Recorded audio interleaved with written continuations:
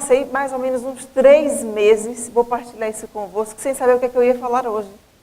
Eu disse, mas meu Deus, que tema! Como é que eu vou abordar o tema Viver Melhor, Ânsia de Cada Um? E fiquei realmente a pensar como é que eu ia falar sobre esse tema, que é um tema... Os temas subjetivos, para mim, são temas difíceis de abordar. Se eu vou falar sobre temas depressão, suicídio, eu falo com muita facilidade, porque é um tema que está dentro da minha área. Mas um tema Viver Melhor, o que é que eu vou falar sobre isto? E demorei mais ou menos uns 3 meses, todos os dias a pensar. Eu tenho que pensar nas jornadas, o que é que eu vou falar? E fiquei adiando. E realmente tive alguma dificuldade de pensar, de planear, de organizar mentalmente o que é que eu ia realmente definir como organização mental, na minha organização mental que eu queria falar para vocês hoje. Até que um certo dia, eu estava indo para o trabalho, na minha jornada de 20 minutos de carro da minha casa até o meu trabalho, e nessa jornada de 20 minutos, eu vi no rádio, era uma sexta-feira, e eu vi no rádio um programa de uma locutora perguntar às pessoas de manhã o que era ser feliz. E era um programa que alguns de vocês com certeza devem ter ouvido, e o locutor perguntava o que era preciso ser feliz, as pessoas.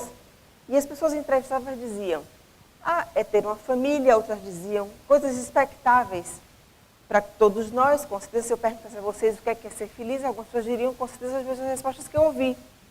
É ter saúde, é ter uma família, é ter dinheiro, é não passar fome, mas todas no domínio do ter, realmente na dimensão do ter. Coisas expectáveis na nossa vida. Mas, para minha surpresa e na minha ignorância, era o dia 20 de março, e tratava-se de uma sexta-feira, e era o 3º ano consecutivo, e aí realmente era a minha ignorância, que se comemorava o Dia Internacional da Felicidade. Realmente, eu não sabia da existência desse Dia Internacional, porque hoje em dia comemora-se o dia para tudo. Eu sabia do dia do pai, do dia da mãe, do dia da avó, do dia... Pronto, queria esse dia para tudo. Dia da floresta, não sei se o Jorge sabe, existe também. Existe dia para tudo. Dias que realmente, dias que são comerciais e utilizados muitas vezes pelo marketing. Dia da mulher, alguns concordam, outros discordam, porque não é o dia do homem, por exemplo, não é? E o dia da mulher devia ser todos os dias. Dias até muitas vezes que têm um sentido muito humanitário, por exemplo, Dia Mundial da Paz, dia 1 de janeiro, ou Dia Internacional da Saúde, dia 7 de abril, que até podem ser utilizados como dias realmente humanitários, Dia do Coração, por exemplo, 5 de maio, ou Dia do Trabalhador, que nos possibilita estar aqui hoje, 1 de maio, feriado nacional, mas o Dia Internacional da Felicidade, que eu não sabia que existia, 20 de março. Muito bem. E eu disse, bem, e esse dia? Por que é que ele existe? Eu não sabia que existia esse dia. Normalmente eu não gosto dos dias de nada. Isso é muito particular meu, porque parece que a gente é obrigado, naquele dia, a passar bem. Até, muitas vezes, não gosto do meu dia de aniversário, muito particularmente. Parece que a gente tem a obrigação, naquele dia, ser feliz, ou passar bem naquele dia que se comemora determinadas datas, não é? E o Dia da Mãe, por exemplo, no domingo, não é? Pronto. E eu fui pesquisar o que é que significava o Dia da Felicidade. E, obviamente, que a felicidade é um desejo universal, transcendental, transversal em todas as culturas, etnias, em todos os tempos, porque é um desejo de todos nós, cada um de nós aqui deseja ser feliz. A gente tem um desejo natural em todos nós queremos ser felizes, não é? Como se fosse um estado d'alma permanente, mas não é. Portanto, a busca da felicidade é um objetivo humano fundamental em todos nós. Nós buscamos ser felizes, como se fosse algo que fosse alcançável no nosso estado evolutivo atual. Mas esse dia, o dia 20 de março, foi um dia que foi determinado pela ONU, pela Organização das Nações Unidas, justamente em 2013, há 3 anos atrás. E esse dia foi um dia que ele foi assumido pelos 193 membros da ONU, por unanimidade, portanto, pela Assembleia Geral da ONU. E ele é o 3º ano, como eu disse, que comemora-se este ano. O interesse disso é que esta data foi justamente sugerida por um reino muito pequenino. E a nossa curiosidade surgiu de... Por quê? Esse dia foi sugerido por aquele reino que aqui está, que eu vou vos mostrar, o reino do Butão, que aqui está, que é um reino que fica no Tibete, nos Himalaias, ali escondidinho, apertado, entre a Índia e a China, no leste dos Himalaias. Portanto, aqui escondido, nessa região perto do Nepal. E esse reino budista, localizado nesta região, que vive da agricultura de subsistência, e as pessoas trocam os alimentos entre si para subsistirem. Portanto, que a entrada no país é autorizada pelo rei, porque não quer que os turistas entrem demasiado para não ferir a cultura do povo local, que foi o primeiro país a abolir o uso do tabaco e a venda do tabaco em 2004, por exemplo. Portanto, este reino, que hoje em dia chama-se o Reino da Felicidade, que também é interessante, aboliu a estatística oficial do PIB, que é o Produto Interno Bruto, e substituiu-a por uma coisa muito interessante. O rei substituiu o PIB, né, que todos os países têm, pela felicidade nacional bruta dos seus habitantes. Interessante, era bom sugerir isso para o nosso primeiro-ministro. E consiste em analisar não apenas o crescimento econômico, mas os aspectos psicológicos, culturais, ambientais e espirituais. Muito interessante. Entretanto, mais interessante é que esse reino da felicidade foi considerado o 8º. Existe uma revista internacional chamada Business Week, que considerou, de acordo também com as estatísticas da ONU, esse pequeno país asiático como o 8º país do mundo que, em termos de felicidade do seu povo. 8º. E o primeiro da Ásia. E eu disse assim, bem, se este aqui é o 8º lugar do mundo onde as pessoas sentem-se felizes, qual é o primeiro? Fiquei curiosa. Alguém quer sugerir qual é o primeiro país do mundo onde as pessoas sentem-se felizes? Ganha um chocolate quem acertar. É um chocolate, olha, outra coisa que deixa as pessoas felizes. Quem quer acertar, levante o dedo. Diga lá. Hein? Não ouvi. Alto, gente. Brasil. Não, errou. Suíça. Parabéns, vai ganhar um chocolate. Para o ano eu pago. Muito bem, foi a Suíça exatamente o primeiro país do mundo como o país mais feliz, as pessoas sentem-se mais felizes. Primeiro. Então, já quem falou o Brasil, sabe qual é o local do Brasil? 16º local. Então, eu fiquei curiosa de saber qual eram os outros países onde as pessoas sentiam-se mais felizes, já agora. Eu vou chegar em Portugal porque vocês querem saber. Vocês querem saber... O quê? Está seu rimal, não é? Então, olha. Primeiro local, Suíça. Segundo local, Islândia. Terceiro local, Dinamarca. Quarto local, Noruega. Quinto local. Alguém quer arriscar? Hã? Canadá. 10º local. Alguém quer arriscar? Portugal? Não. Não. 10º local. Não. Austrália. 15º lugar. Não me peçam para dizer todos que eu não tenho cabeça para isso. 15º lugar. Já tinha dito. Estados Unidos. Agora eu vou dizer o 16º, também ali coladinho. Brasil.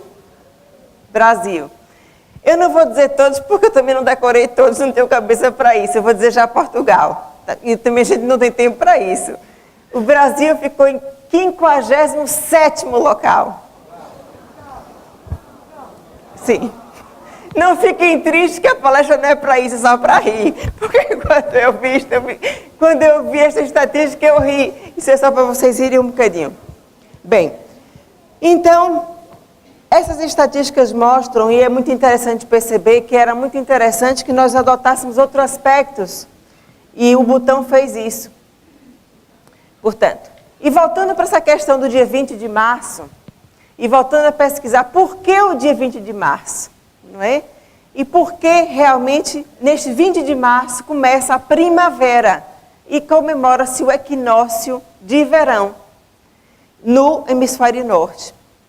E significa o momento exato em que o sol incide com mais intensidade perto do Equador.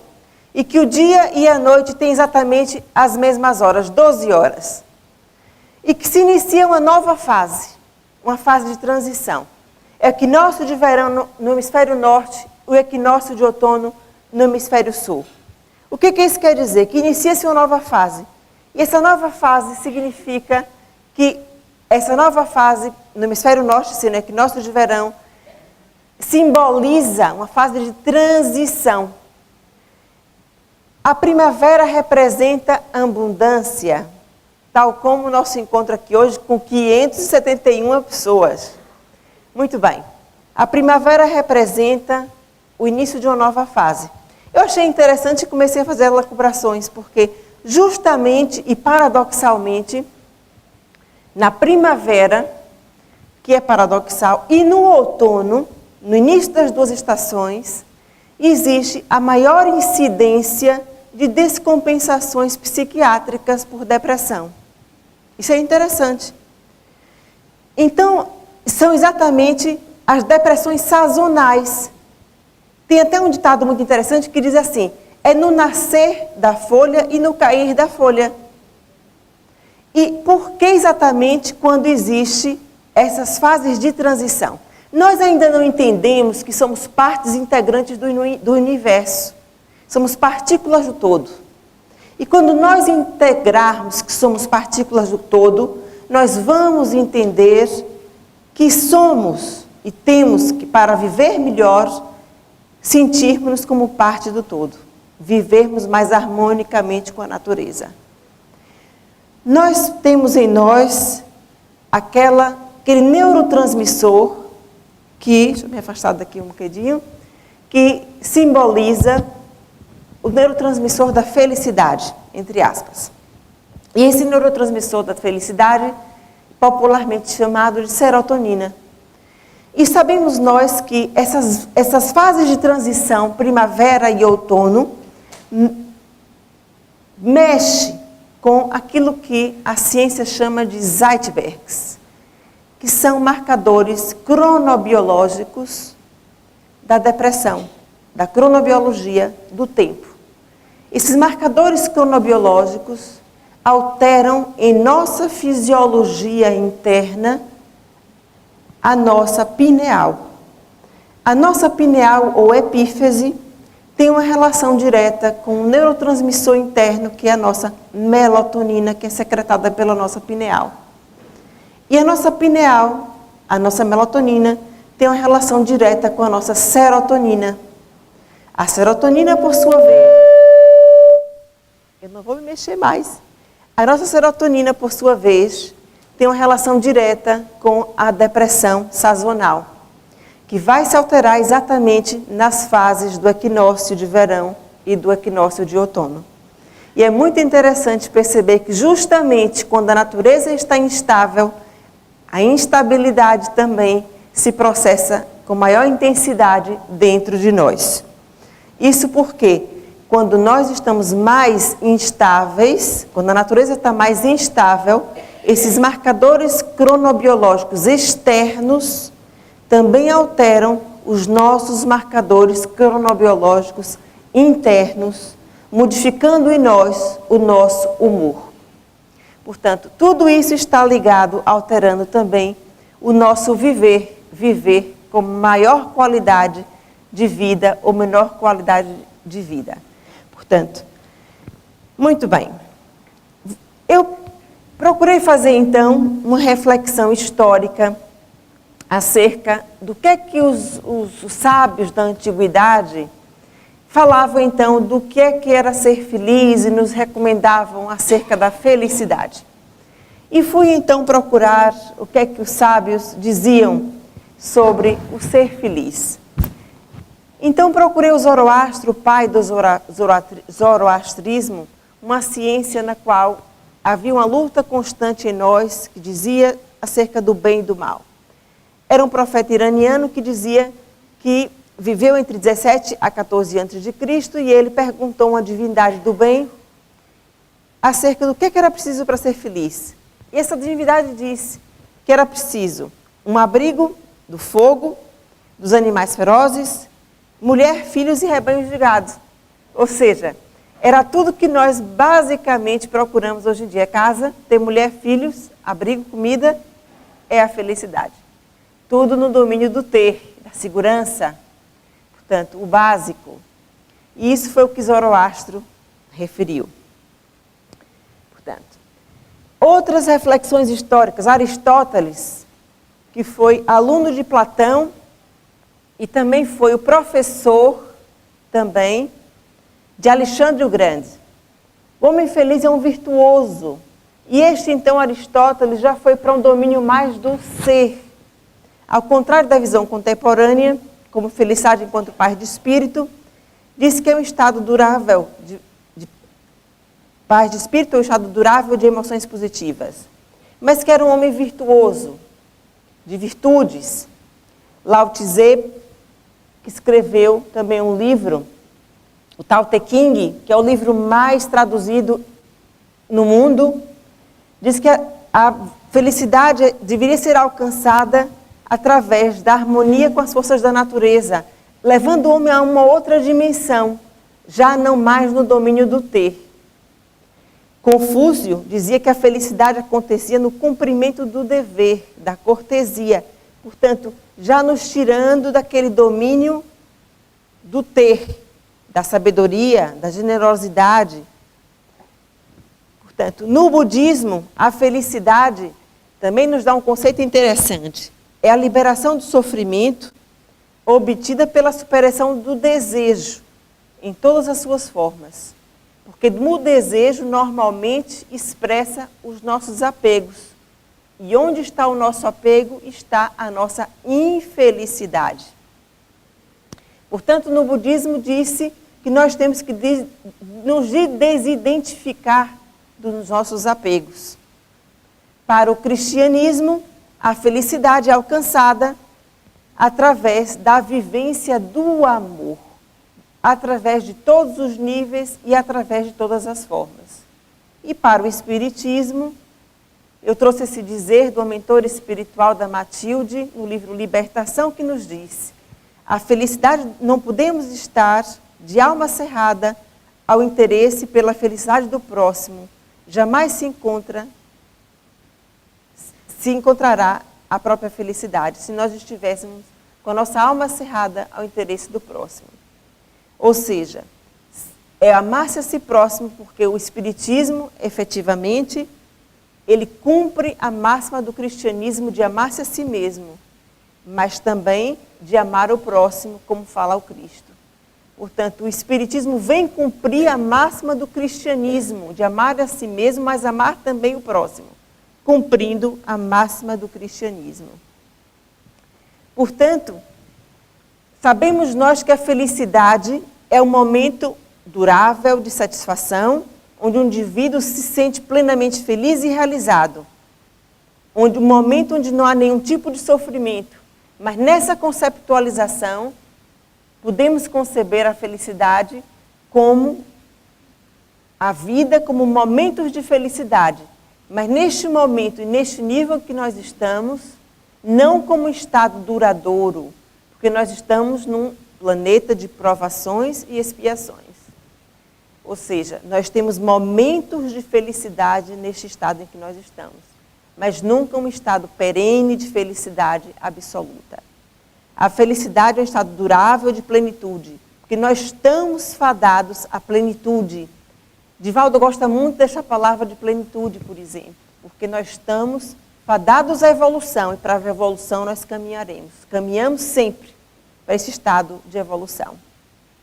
Satisfação e equilíbrio físico e psíquico, em que o sofrimento e a inquietude são transformadas em emoções ou em sentimentos, que vão desde o contentamento à alegria intensa ou o júbilo, ao êxtase e à satisfação, ainda que impermanentes. Aonde está a sua felicidade? Muitas vezes nós nos identificamos temporariamente com situações desse gênero, com situações de apego ao prazer, e confundimos a felicidade com os nossos vícios, como falava aqui Ulisses há pouco. Muitas vezes por quê? Porque as próprias situações de vícios nos levam, por exemplo, nas dependências, à segregação, por exemplo, da serotonina, que é um neurotransmissor do prazer. E essas situações são viciantes e realmente nos dão felicidade, mas são temporárias. E todas elas estão no domínio do prazer temporário, que não nos levam realmente à realização plena do ser humano. Portanto, depois de que elas passam, fica o vazio. Temos aqui, por exemplo, a situação das dependências físicas, de várias ordens. Eu tive uma doente outro dia que me disse assim: eu acordo de manhã e 90% dos pensamentos é no que é que eu vou comer. Eu acordo de manhã e penso no que é que eu vou almoçar, no que é que eu vou lanchar, passo o dia inteiro no que é que eu vou jantar, só penso no que é que eu vou comer. Portanto, eu passo a vida a pensar no que é que eu vou comer. Portanto, os nossos apegos nos escravizam.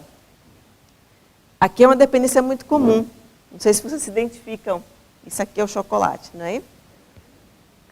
Acho que ninguém aqui se identifica com isso, não é? Portanto, é bem-estar espiritual ou paz interior, mas também é satisfação e prazer. Mas não é essa a verdadeira felicidade que nós falamos aqui. Nem tampouco a que o Espiritismo nos conclama e nos convida. Porque a verdadeira felicidade não está no domínio do ter, nem da satisfação imediata. Portanto, esta felicidade já foi abordada por várias filosofias, religiões, pela psicologia e etc. Nós temos aqui mais algumas imagens que vocês podem se identificar. Portanto, temos essa aqui que é muito interessante, não é? Fazem parte dos nossos vícios. Temos essa aqui também, a família aqui e este cidadão aqui na dele, a beber ali a sua indiferente à família. Essa aqui eu acho muito interessante também. Portanto, o pai que está aqui, ele só vê ali aquele bolo, que nem sequer está vendo que o filho está com um comportamento desviante. Portanto, esta também do alcoolismo. Portanto, onde está a sua felicidade? E essa é uma questão para nós nos perguntarmos a nós próprios. Aonde está a nossa felicidade? Pode estar nessas satisfações primárias, mas que não nos dão realmente uma sensação de plenitude, porque depois vão nos dar uma sensação de vazio. E relativamente a essa sensação de vazio, Sigmund Freud, o pai da psicanálise, definiu muito bem isto, porque todos nós procuramos a realização do princípio do prazer. E o princípio do prazer é uma realização do nosso id. O id funciona pelo princípio da realização do desejo, que depois se confronta com o princípio da realidade. E se frustra e fica então o vazio. A psicologia transpessoal, e voltamos aqui, por exemplo, Viktor Frankl, Emil Frankl, que o Divaldo também cita muitas vezes isto, porque foi o pai da logoterapia e um dos precursores da psicologia transpessoal, juntamente com Abraham Maslow e outros, fundaram a psicologia transpessoal. E nos diz o quê? E isso também vem corroborar com a ideia que o Espiritismo nos transmite. Vem nos corroborar e nos convidar ao quê? Que o homem velho, o homem velho, que somos todos nós, dê lugar ao homem novo. Que o nosso ego venha buscar o nosso self através do si mesmo, através desse processo de individuação. E o que é que isso é? São palavras bonitas e caras, mas na prática o que é que isso é? É a procura do nosso melhor de nós próprios através do nosso processo evolutivo. Como é que isso se processa? Processa-se através da morte do nosso ego. Através de deixar que caiam os nossos apegos, vícios e vicissitudes. Porque só assim nós vamos deixar vir o nosso eu superior e trazê-lo para o centro da nossa personalidade. E isso chama-se processo de individuação, quando realmente o indivíduo torna-se indivíduo e ser superior. Todos nós temos isso e não está longe de todos nós. Todos nós somos, segundo a doutrina espírita, e temos dentro de nós a nossa centelha divina. E isso é aprender a viver melhor. E isso é trazer dentro de nós o nosso melhor em nós próprios. Trazer de dentro de nós, dentro da nossa consciência absoluta, o melhor de cada um de nós. Isso faz através desse processo evolutivo. É não lutando contra os nossos processos vivenciais, existenciais, de dor, de sofrimento. Eu tenho uma colega que cada vez que algo de mal lhe acontece, parece que o mundo lhe cai em cima. E ela diz, mais uma me aconteceu. Se aconteceu, é porque realmente nós precisamos para o nosso crescimento. É nossa escada evolutiva, é nosso processo ascensional. E realmente nós precisamos disso para crescer, para evoluir. A dor é um processo evolutivo. E integrando essa dor no nosso processo evolutivo, nós vamos nos libertando dos nossos apegos, sofrimentos e vamos trazendo nossa centelha, nosso núcleo de luz para o centro da nossa personalidade. Quanto mais nós lutamos com o nosso apego, inclusivamente à dor, ao sofrimento, mais nós vamos dificultando esse nosso núcleo de luz, esse nosso self, para que ele venha para o centro da nossa personalidade e fortalecendo o nosso ego. Portanto, esse processo de individuação que propõe a psicologia transpessoal e que propõe o próprio espiritismo nesse processo ascensional. A psicologia positiva propõe outras coisas. Por exemplo, ser feliz é uma atitude, é uma decisão própria. E propõe coisas positivas como: peça ajuda sempre que seja necessário. Aprenda a dizer não. Tenha tempos livres. Evite envolver-se em ansiedade e tensão dos outros.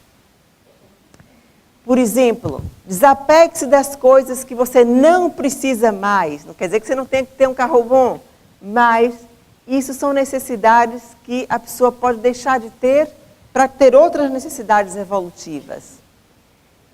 Muitas vezes, quando nós temos tudo isso, temos um carro bom, temos uma ansiedade maior, temos que fazer uma comprinha, mas isso não nos satisfaz. Viajamos, temos dinheiro, mas isso não nos satisfaz. Temos tudo e mesmo assim caímos naquele vazio existencial. Nada nos satisfaz. Às vezes nós vemos pessoas dizer assim, mas eu tenho tudo e não sou feliz. Onde está a minha felicidade? A pessoa diz assim, o que é que se passa comigo? Eu tenho tudo para ser feliz e não sou. Tenho um bom casamento, tenho filhos, tenho um emprego e não sou feliz. Onde está a minha felicidade? Muitas vezes, essa infelicidade existe do confronto que a pessoa faz no seu próprio inconsciente do seu programa existencial. Porque a pessoa sabe no seu íntimo que o seu programa existencial passa pela sua busca da sua espiritualidade. Passa por algo mais que não está a cumprir e que busca realizar-se. Portanto, esta é a hora, meus amigos. Quem aqui hoje está por alguma razão. Quem aqui hoje veio em busca de algo mais em suas vidas. Busca algo mais do que isso que aqui está. Porque isso que está são muitas vezes, eu não deixei de fumar porque eu tenho problemas. E às vezes o problema é porque eu ainda estou a passar por isso, não consigo deixar de fumar. Eu bebo porque eu não consigo deixar de beber. Muitas vezes são fugas à nossa própria realidade. Eu pus esse aqui, esse DMT, que é uma droga nova, que tem a ver, que é chamada droga do espírito, dimetiltriptofano, que é sintetizada na pineal, que é uma droga que dá efeitos místicos, alucinogênios, muito potente, e outras mais, como o haxixe, etc., alucinogênio, o haxixe, que são muitas vezes fuga à própria realidade em busca de outras realidades, muitas vezes como fugas existenciais.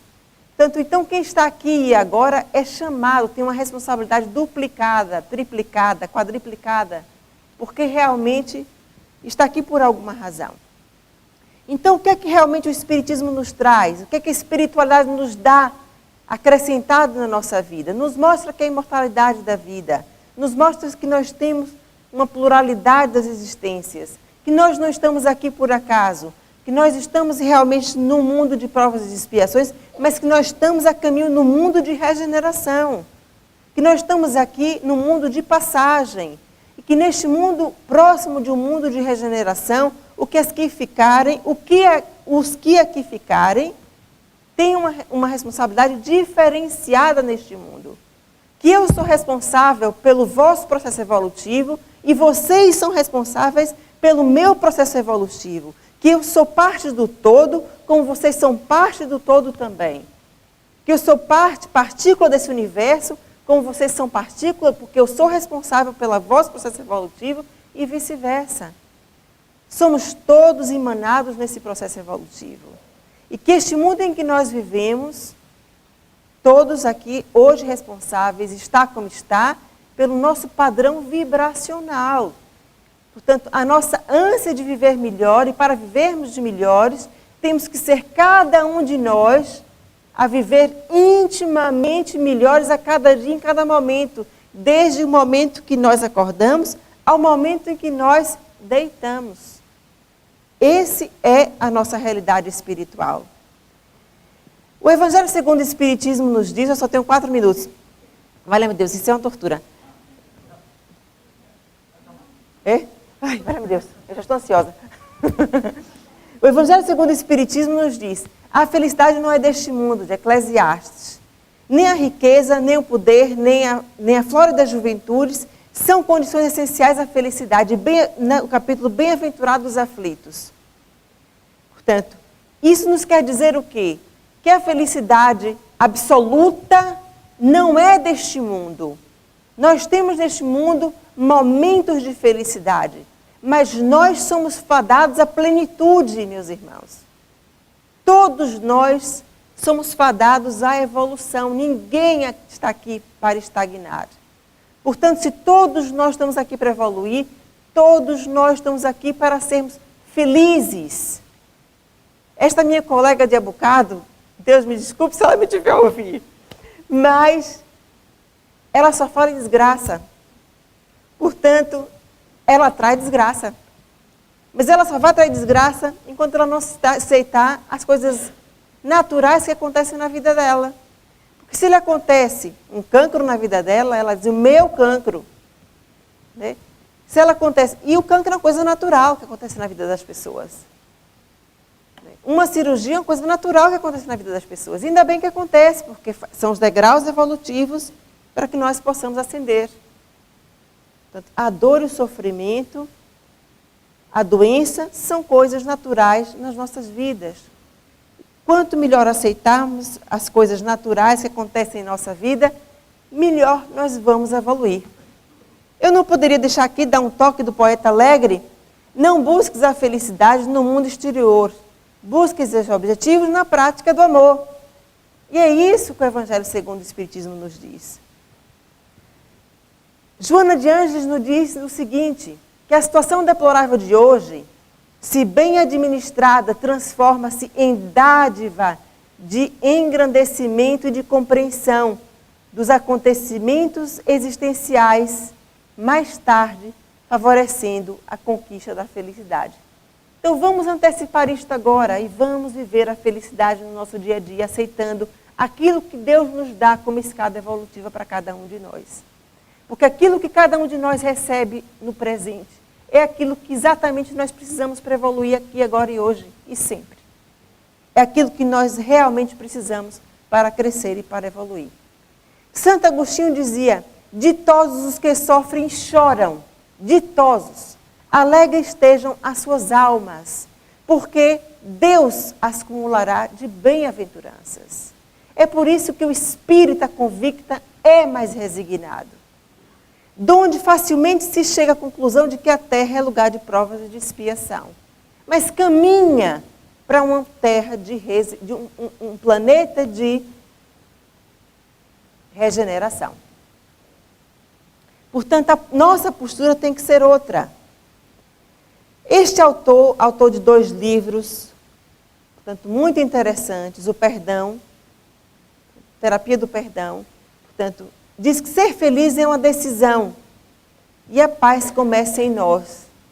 Portanto, se nós aceitarmos e vivermos mais resignados, aprendendo a viver melhor, nós seremos mais felizes. Porque seremos mais responsáveis pela nossa felicidade. Porque ninguém, nem os espíritos, são responsáveis pela nossa felicidade. Nós é que somos os autores da nossa existência.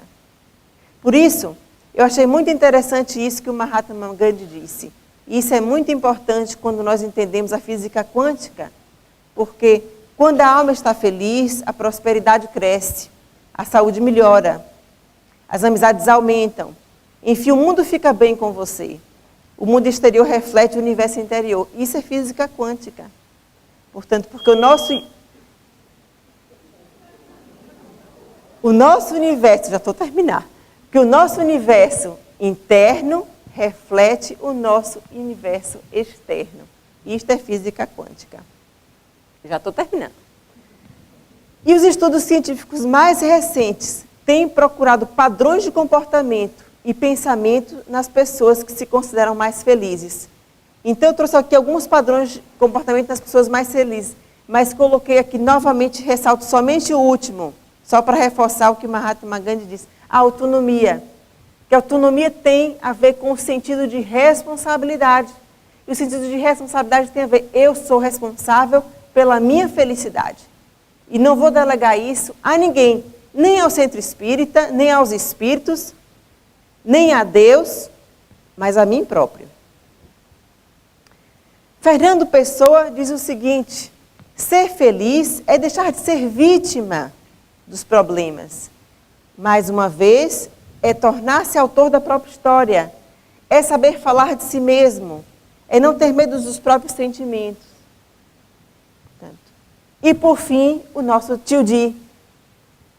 Portanto, a chave para ser viabilizada a nossa vivência de felicidade está no amor a si mesmo, no amor ao próximo, nessa deferência que deve ser dedicada ao esforço de autoaprimoramento, de elevação de qualidades morais, de significados emocionais, tendo em vista as demais criaturas. Esse descentrar-se de si mesmo e olhar o nosso próximo. É amar a si próprio, mas não estar indiferente ao outro. Quem apenas ama, sem tempo de ampliar o circuito da afetividade com os outros, sofre de miopia moral. E no seu egotismo perde o sentido existencial. Portanto, e é isso, meus irmãos, que realmente a doutrina espírita nos convida. Para nós nos descentrarmos de nós próprios, no nosso egoísmo emocional, amarmos-nos a nós próprios, sairmos do nosso vazio existencial, preenchendo a nossa vida com muito amor. Muito obrigada. Muito bem. Vamos agradecer, não é? Estou cheia de sede.